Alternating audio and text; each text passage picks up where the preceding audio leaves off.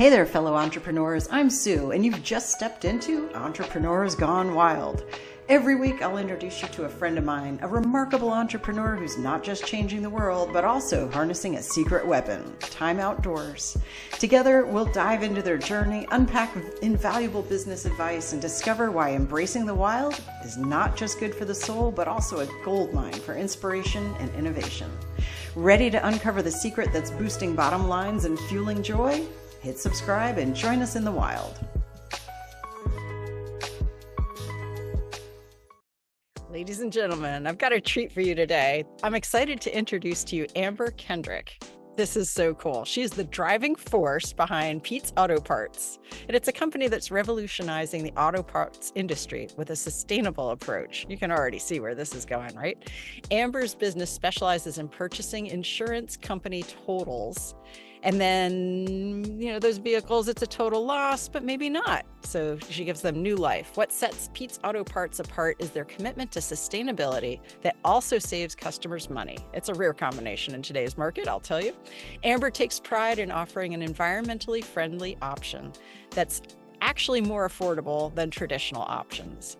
But the thing is, it's not just about the cars. For her, it's really the people. She's passionate about working with an exceptional team while making a positive impact on both the environment and customers' wallets. So get ready to meet an entrepreneur who's proving that going green can also mean saving green. Amber, welcome to Entrepreneurs Gone Wild. Really happy to have you here. Thanks so much, Sue. I'm excited to be here. Appreciate that kind introduction. Oh, absolutely. I love this. And we were chatting a little bit before we got on, and I love that you've got like this kind of hustle grind background, and that is not what you have created there. But before I get a hold of myself, let's ask the first question I always like to ask, which is, who are you serving and what problem are you solving with them?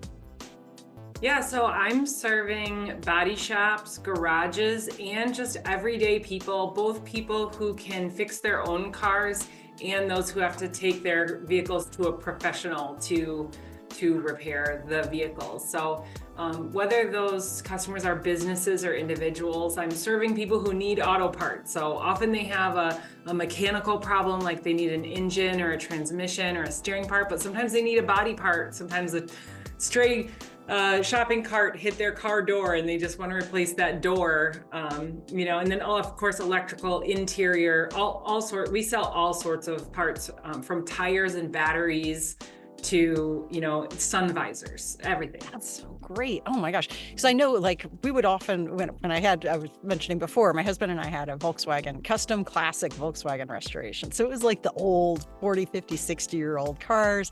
There's not a whole lot of pick and pull out there that you can do. A lot of them have already been eaten by the crushers or, cannibalized so much. So we had our own little boneyard going out in the back, and that was extremely helpful because you never know. Maybe it's, all right, trim piece from this one is fine. That one got burnt in a fire. But that's wild. How did you get into this?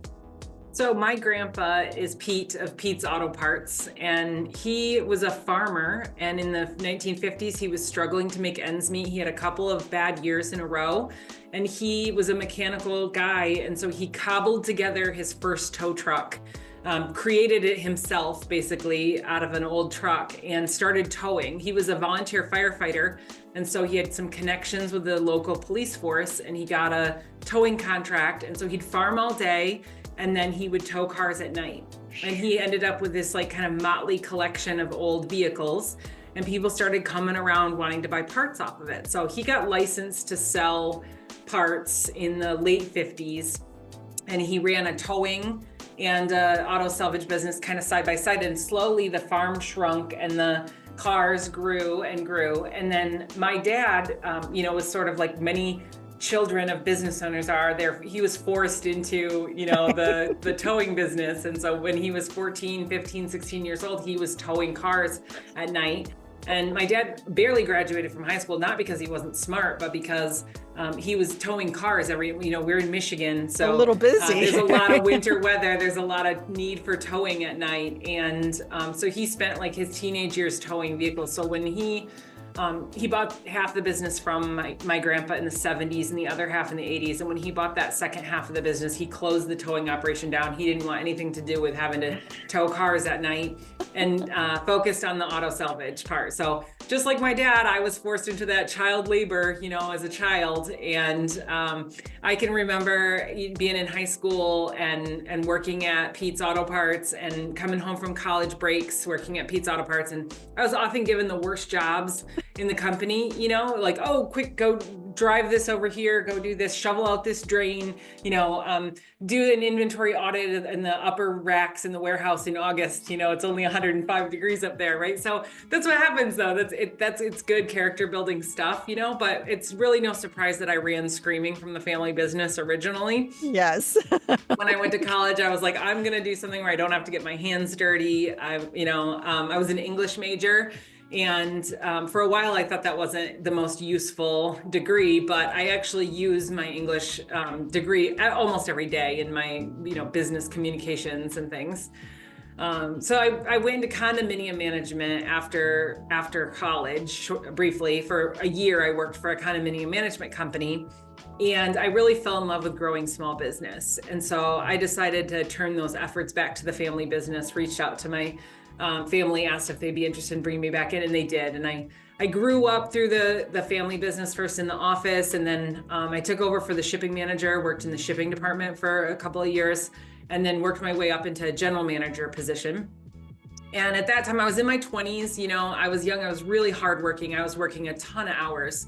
And you had referenced the grind, I was absolutely thought that, the way that I was going to be successful is to work harder than anyone else, to work longer hours than anyone else, to be the first person there and the last person to leave. And to, there were lots of things I did that had a lot of value. Like, we were using an accounting firm to do a lot of things that could be done in-house. And so I took over for that, and I saved the business a lot of money. But, I didn't need to continue doing that. I could have trained someone, to do that so that I could focus on other things, right? But that was a lesson I would learn in time. So in 2012, I had a job offer from another salvage yard to come run this other yard. And I sat down with my dad and said, look, I want to buy Pete's Auto Parts. I want to own Pete's Auto Parts someday. But, here I'm kind of working for half what I'm worth, according to these other job offers I'm getting, and for sweat equity, but it was not defined. We didn't have a plan, and I wanted a plan. And my dad basically said, I'm not sure if you're the right person. And I get that looking back, I was kind of a hard partier at the time. I was work hard, play hard. And he had a son. He didn't know if his son would be, my brother would be interested in taking over the family business, so he was just not ready to have those conversations, like emotionally either, I don't think, Sure. So I left Pete's Auto Parts. I went and ran other salvage yards, and I learned so much doing that. So I ran American Auto Parts in Omaha, Nebraska, just packed up and moved to a city where I knew no one, and ran a salvage yard, and met an incredible business mentor, and still have lifelong friends from Omaha from my time there. And then 2 years after that, moved to Colorado and ran a salvage yard there, and then started doing some independent consulting work. And I met my husband in Colorado and hauled him back with me to Michigan when my dad called me up in 2015 and said, okay, I'm ready to sell the business. Like, let's make some plans. Then Andy and I moved back to Michigan and bought the business in 2016. Oh my goodness. Like, hey, honey, I know you like snow. How about this? Hear me out. Right? Wow, that is an incredible backstory, because, on so many fronts, and they're not going to come out in order, but oh my gosh. So every, like the hardworking, the not online, like the physical products and services businesses that are out there, it started by somebody. Usually, like your grandfather's story is like perfect. It kind of accidentally fell into it, got a passion for it. It was, paying the bills. It grew, it grew. And their kids want nothing to do with it because they're kind of forced into labor with it. And then, sometime down in the family tree, sometimes somebody's like, all right, we're going to give this a shot. you came in, and this is definitely a male-dominated field. There's, like, I think it's very unusual, especially to have a woman at the helm. But of course, they put you through your paces. They probably sent you out looking at first for like, oh, go find us some blinker juice, like all the Yeah. hazing things, right? Like I need a left-handed wrench, right? Yeah, And I then, think and you survived it. yeah, women in the industry are definitely more common than they used to be. When I first started, there weren't very many women in automotive recycling, and many of them were secretaries, that sort of thing. But as time has gone on, I think it's really changed. I know several female owners of yards just in my, tri-state area, I would say. And I know a lot of female executives, delivery drivers, managers. My general manager is a woman, and she was the shipping manager before she was promoted to general manager. And we have quite a few women. We even have a woman in our business who's cleans out all the vehicles when they first come in, empties them of trash, and then takes all the pictures of all the vehicles. We take over 100 pictures of every vehicle, because in this day and age, like a picture really tells a lot. It's worth 1,000 words or whatever. And we take videos of all of our vehicles running and put them on YouTube so people can hear the engines run before they buy the engine, that sort of thing. That's so smart. Yeah. That's so great. Because otherwise you're left with, well, it ran when I parked it, and you're like, well, and you worked your way up. Like you were up in the rafters. You were, crawling around doing all the things, cleaning out this, do that. And you learned every single position probably, on some, I don't, at some point. Yeah, I don't pull parts, but I mean, I've pull unbolted parts, but I'm not a mechanic. I don't have that knowledge or that aptitude really. I know that I couldn't do that the way that my guys do, but that is definitely one of the core values at Pete's Auto Parts, is that we don't have someone manage that can't do the jobs underneath them. So my shipping manager came up through the company, did all the jobs in shipping before he was the shipping manager. My general manager was the shipping manager before she was the general manager, right? Craig, who's my buyer and is our dismantling manager, he started pulling parts in the yard, worked his way up. He can dismantle vehicles, and when we're shorthanded, the managers fill in and they do the jobs that they normally manage. And that, I think, makes such a big difference, not just for like the workflow side of it, but also in terms of the attitudes of people. Like, I think almost everyone has had a boss that couldn't do what they did. And how maddening is that? How frustrating when your boss is telling you have to do something differently, or you have to do something faster, or they want to see different productivity. And you're like, you couldn't do this job. How are you dictating this to me, right? So we always try to make sure that our managers are capable of doing the jobs underneath them, and not just capable, but then they can train the people right. Then they can be there for them when they have questions. And I do think that makes a big difference in the culture of a business. That's huge. And it's one of those things that benefits everybody. Your customers, obviously, because they're having a smoother running business they can deal with. But the employees that are being managed, now they feel understood because they know, all right, this guy or this woman, they do this. They know exactly how to do this. And then the people who are doing the management know that, hey, they don't have to feel like this fraud, like, oh, I don't really know how to do this, don't know what I'm doing. Did you implement a lot of this culture, or was a lot of this already in place when you got there? I grew the business from when I started in 2012, when I first came into Pete's in 2006. Is really when I started rebuilding the culture. And some of my managers now I hired in 2009 and 2010. Back when I was just a manager at Pete's before I ever owned it. And while I left, went to Omaha, went to Colorado, was flying all over the world, they stayed and kept improving the business and kept building on that culture, and I think that's been, it's invaluable. Long-term employees, I think, are absolutely invaluable. People who've been here for years with us. We have one employee who's been with us for 29 years. My dad hired him in the 90s, and he's the only one left from like the old regime, right before I came in. Brian, he's our most senior salesperson, and he's just seen it all, done it all, and there's just something really to be said about that. People can, they know how to handle situations when they've been here for that long. For sure. And it speaks volumes about how Pete's is to work for. like they wouldn't stay. This is, 29 years for one guy. You got 15, 20 years on these others. That is Yeah. really something. You must have a very low turnover rate. I mean, Yeah, we do have a pretty low turnover rate. Yeah. Yeah. that's incredible. And so what other things do you feel like, so I know, we were talking about the hustle versus, Yeah. and you were saying very few of your employees will work over 40 hours a week. That's kind of unheard of. Yeah, that's right. We purposely try to make schedules that are 40 hours a week. People want 40 hours because they want to depend on that, Although we have one position, our dismantlers, when they hit 10 vehicles for the week, they get to go home for the week. And so about half the time they hit that by Thursday at the end of the day. And so then they get a 3-day work, weekend, nearly half the time. And a lot of times they just finish up what they're doing Friday morning and they can go. And that position is a little bit unique because they just need to get through their 10 cars a week, basically is our expectation. Versus like parts pullers, there's always more parts for our techs to go pull in the yard. So that is like a 40-hour a week job, But what I've found personally is that when I work a lot of hours, I think that I'm getting more done. But really the quality of my work is degraded and I start cutting corners and I start, I'll start Facebook scrolling when I should be working, and there's all kinds of things that happen when I'm working too many hours, when I'm pushing myself past my limits. It's not good. And if it's not good for me, the owner of the business who's so invested in the business, how is it going to be good for anyone else, right? Yeah. I think everybody at Pete's really values having family time, having time away from work.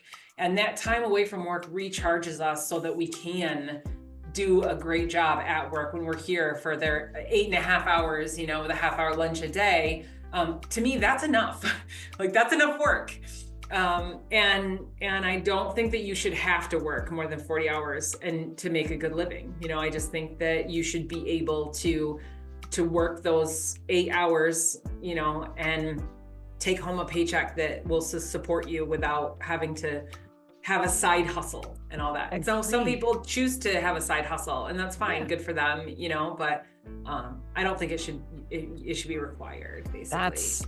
That's phenomenal. I wish every, business owner that has a team could go talk to Amber. Like, was some of this, do you find like in the industry and then even just in your local area, do you kind of stand out above, head and shoulders above? It seems like this would be like a very different mindset and a different culture than what's commonly out there. Are you running into that?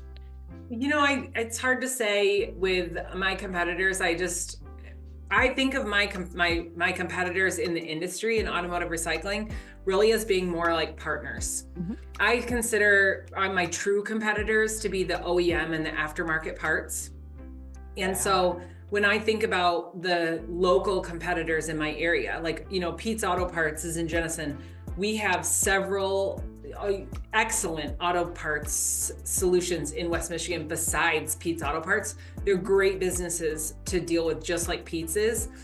And when somebody goes to them and buys a part from them, I think that's wonderful because it means they're not buying a brand new part where new metal had to be forged for this, where the part didn't have to be shipped across the country. It was in their backyard.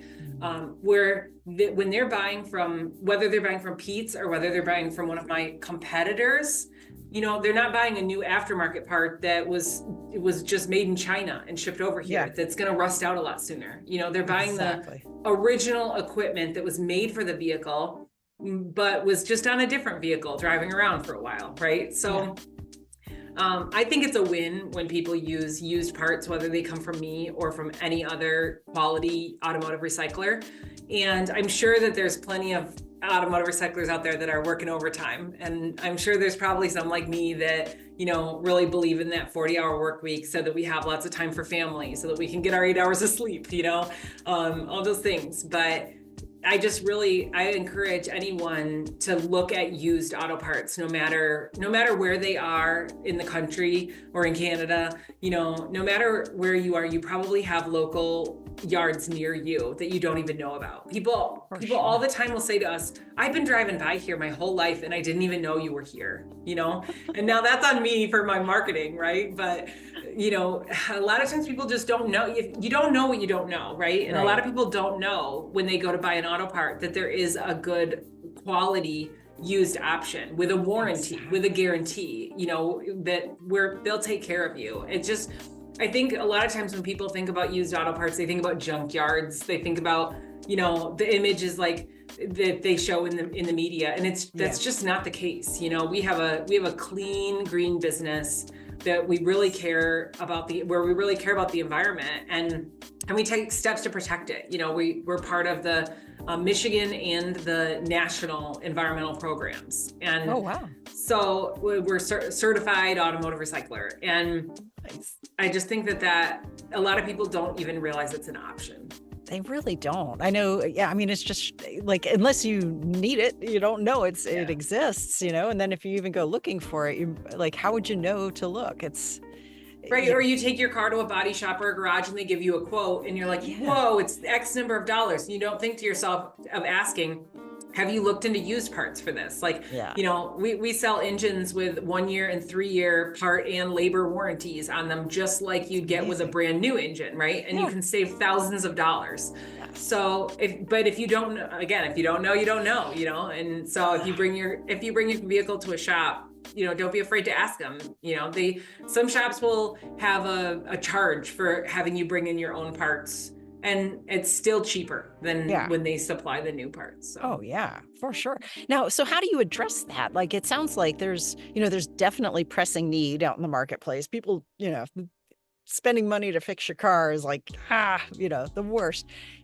And yet, you've got this fantastic solution. How do you bridge that gap? And like, what do you do for your marketing, basically? I mean, who do you, where would you even begin? It's a great question. So for many years, we just basically let customers come to us and we didn't do any marketing. For many years, we've sort of had like if we buy it, they will come model with their vehicles, because it's all about having the right inventory, right? So if we have the right inventory, then insurance companies will put our parts on their estimates, and shops will call, and we do have our parts on a number of nationwide websites like car-part.com.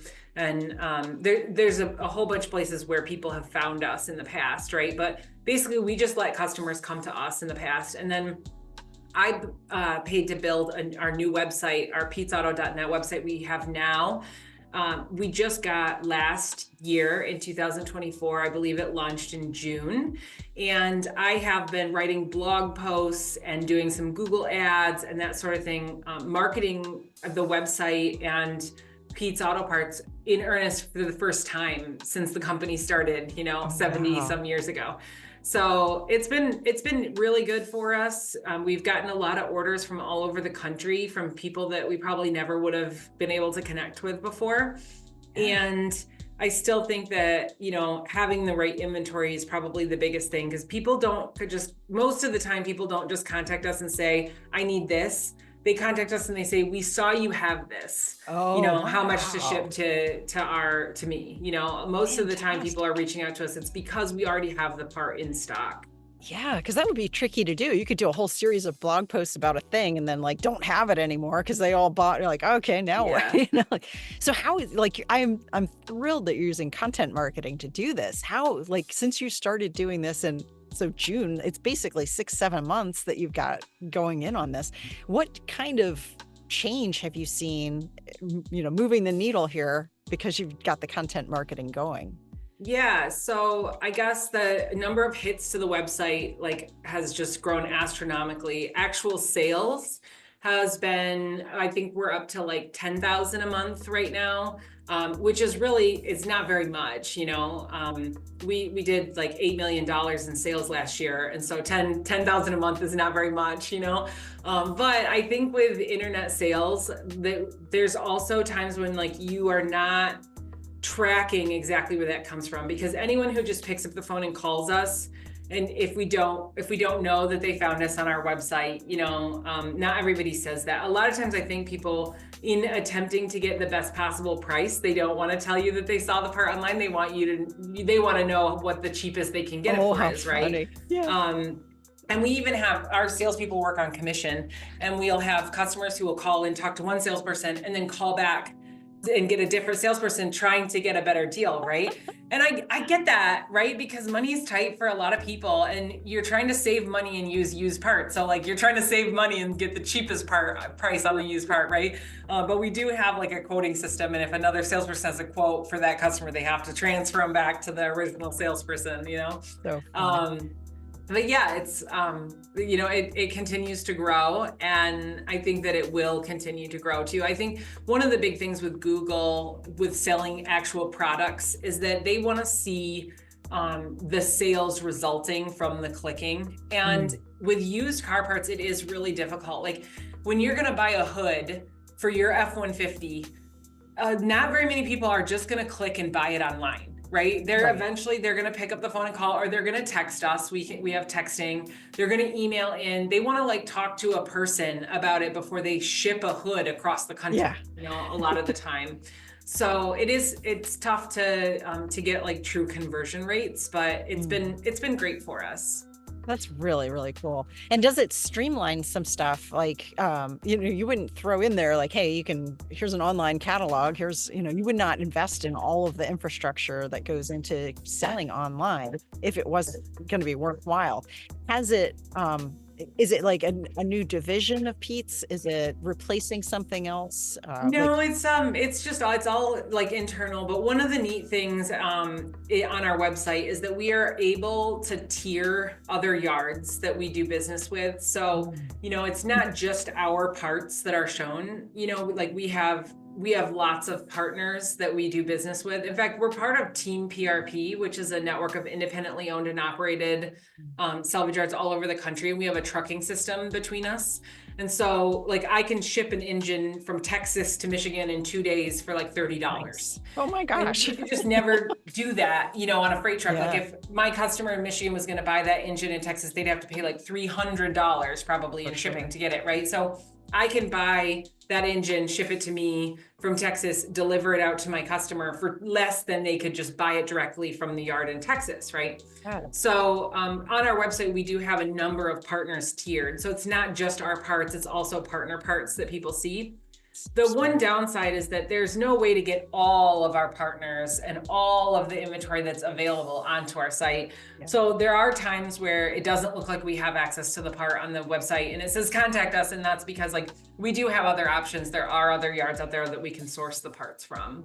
That's so great, man. Like it's like a mechanic's dream to have, someplace like that. Cause finding the stuff, supply chain is hard enough on its own. Then you're trying to get used stuff and then make stuff that somebody will stand behind. Cause, some rebuilt stuff is garbage and you just don't know. And, wow. Yeah, and right now paint is so expensive that buying body parts in color is one of the biggest things that we do. Is like we get the customer's VIN and paint code, and then we search for the body part that's in the color already, so they don't have to pay to have it painted. That can save you a lot of money. Oh, that's huge. Yeah. Paint. So my husband was the painter. Like he was the founder, but loved the paint. And I would go, that was how much for a gallon? Like red and black. I'm like, oh, yeah. Pigments. Yeah. Especially these days with all the like metallics and pearls and, the cost of paint is astronomical. It really is. And people would be shocked. We're like, oh, well, that's a $40,000 paint job right there. Like what? Wow. All right. What do you see as the future? Do you have kids? Are they pressed into service? I have 2 Cairn Terriers, Toto dogs. Are they good? They don't have thumbs. They're not so good with anything, right? No, I do have a couple of my managers that have been with me for a long time. They have another generation coming up. It's possible that, that one of them will be interested. It's possible that I'll have, other employees or managers that are interested someday in buying the business, but I'm 41, so I have a long time before I want to do anything like that. I have been approached by consolidators in the industry because there are big consolidators in the industry, and many of my friends and colleagues have sold out to a consolidator, and I just have really no interest in that at this stage of my life, because I love my business. I love the people I work with.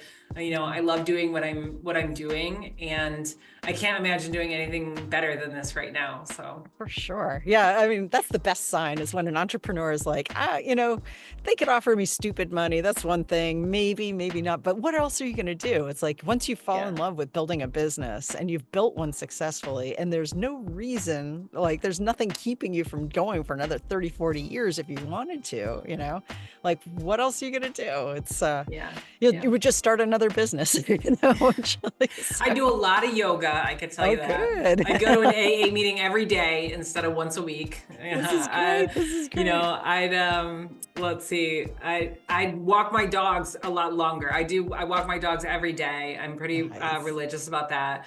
That's so And good. they're really hardy little dogs, I so they love care love this terriers, snow and but they got the the cold. little Yeah. legs. I'm Like, hoping they'll make a resurgence with Wicked being so popular right now. I'm hoping yes, people will rediscover the Cairn Terrier. they're really good. My grandfather had one. We loved that dog. Yeah. His favorite thing to play with was an empty like Pepsi bottle. And he would just Okay. hours and hours. So, all right, so you're out, love walking the dogs. What else do you do? And then Michigan, like the options for outdoors are great, but also like you got a bundle. What's your Yeah. favorite way to be Yeah. outside and get great thinking going? Yeah, so I do love to walk and hike. And I used to live in Holland, Michigan, and I was right by the Saugatuck Dune State Park. And that is like if you ever have the chance to go to Michigan and to go to the West Michigan by Lake Michigan, the Saugatuck Dune State Park is just an absolutely magical place to go. And the shortest hike in from the water it's reasonable. It's like a third of a mile or something, but there are a bunch of trails to the water that are several miles. Oh, And wow. so there are no people there with their big families and coolers and beach umbrellas, because you've got to hike in so far on those trails that it's so often my husband and I will go and we'll be the only ones there. And sometimes you'll be there with a few other hikers. But it is just so special to hike through the woods and to come out onto Lake Michigan. And the water, definitely being a Michigan girl, is definitely soothing to me. And I love to be by the water, even when it's too cold to swim. But I love to swim, absolutely love to swim in Lake Michigan, and do that in the summer multiple times a week. I moved to Zealand, about 15 minutes east of where I was. So it's a little bit further of a drive for me, but it's so worth it. Oh, I get outside, like I said, every morning to walk my dogs. And I feel like that early morning quiet time is so key for me. When I can put my cell phone down and not look at it in the mornings, the whole rest of my day is better. And in ways that it doesn't even make sense. If I just don't look at my phone, if I'm just a human for a while, if I'm just a human animal who's going about their business, without staring at a screen, the rest of my day, my mind is better. I think more clearly, I get more done. It seems like it's really good for me to not be in front of that screen in the beginning of the day, and instead go out into nature and walk the dogs and take deep breaths. that is so great. Oh, I mentioned I practice yoga, and I do that year round, but in the warmer months, I do one-on-one yoga with my instructor, Amy G, on the beach, or not the beach, I guess, on an overlooking the beach of Lake Michigan in Tunnel Park in Holland, oh my Michigan. gosh. So every Thursday we drive out to Tunnel Park, and way up on a bluff overlooking the lake, we do yoga while the sun rises.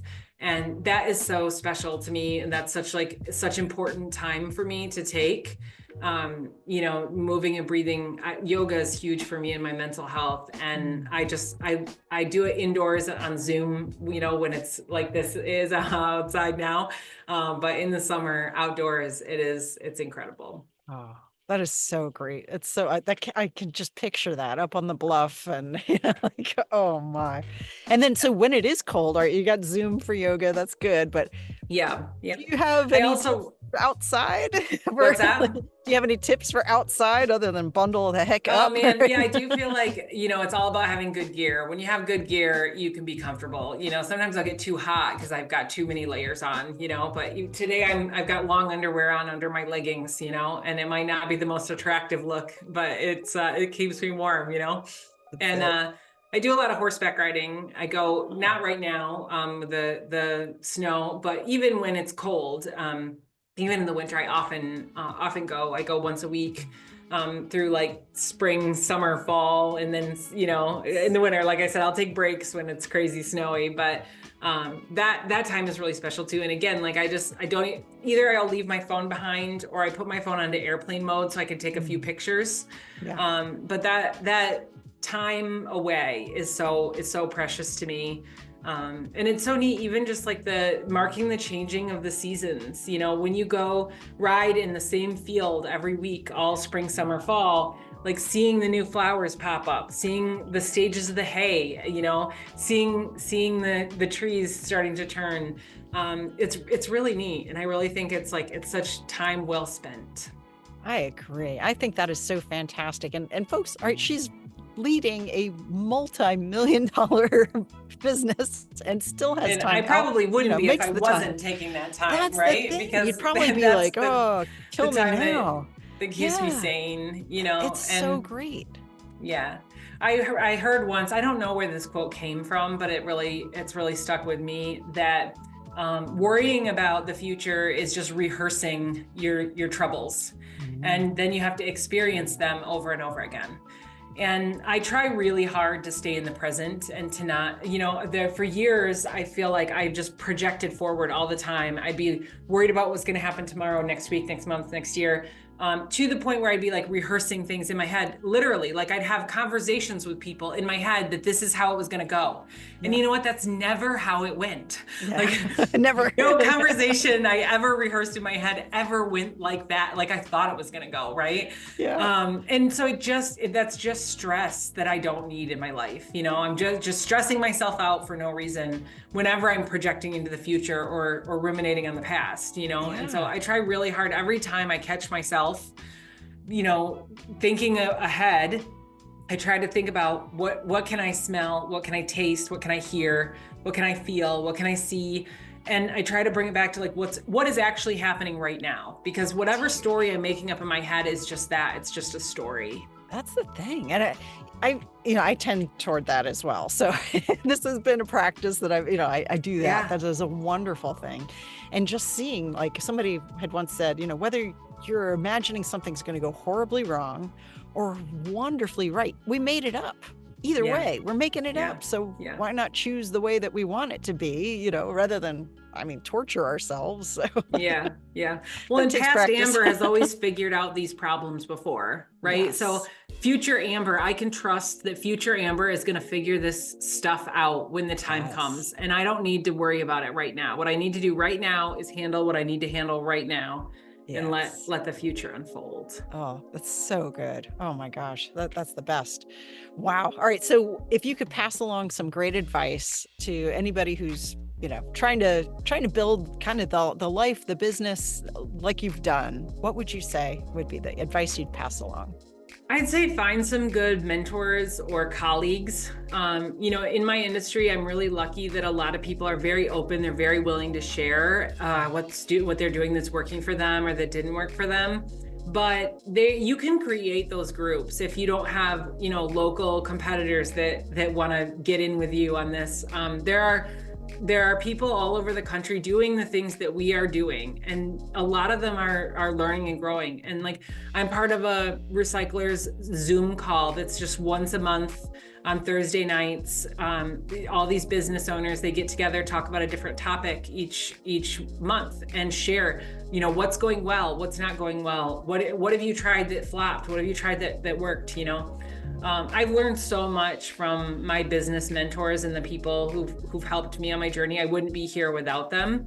And we don't do anything alone, right? We always do things in community and with our teams. So I guess the other thing would be that lesson I talked about earlier, where I started doing all the accounting for my business, and I saved the business so much money on accounting and on this accounting firm. But eventually, like, I really needed to pass that along to someone else. And learning what and when to delegate is huge.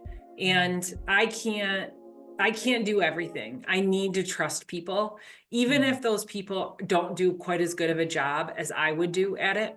Now, a lot of times I find they actually do a better job at it, right? I'm a big picture thinker and I think I'm going to do everything great. And then in Uh, reality, like if I trust the right people with the details, they do the details better than I could. But even when that's not true, right? I used to price all the parts at Pete's, and pricing is very important, right? If we underprice and it sells, we've just lost out on money. And if we overprice, we're never going to sell it.